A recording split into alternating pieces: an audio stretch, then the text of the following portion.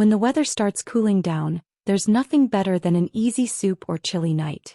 These are some of my favorite finds for cooking, serving, and saving those comforting fall meals. Some of the links in the description are affiliate links, which may earn me a small commission at no extra cost to you.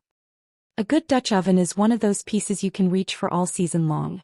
It handles everything from a slow-simmered chili to a big pot of homemade soup, and it can go straight from the stove to the table when dinner is ready.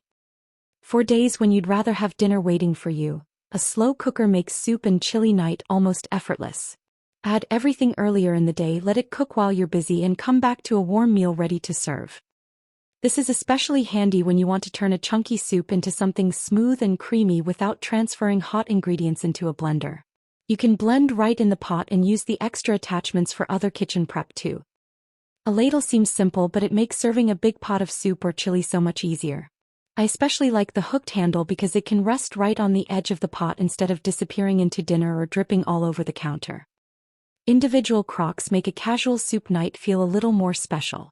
They're a nice size for generous servings, and they're especially useful when you want to finish something like French onion soup in the oven before bringing it right to the table. Soup and chili are even better with warm bread on the side.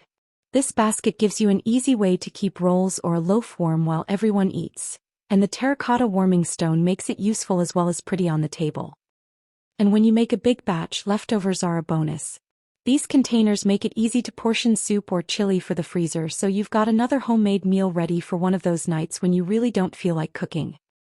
Those are my soup and chili night favorites for making fall dinners a little easier from start to finish. You'll find the links to everything in the description below.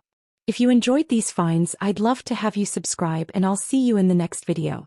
What is your favorite soup or chili for cool autumn days? Let me know in the comments.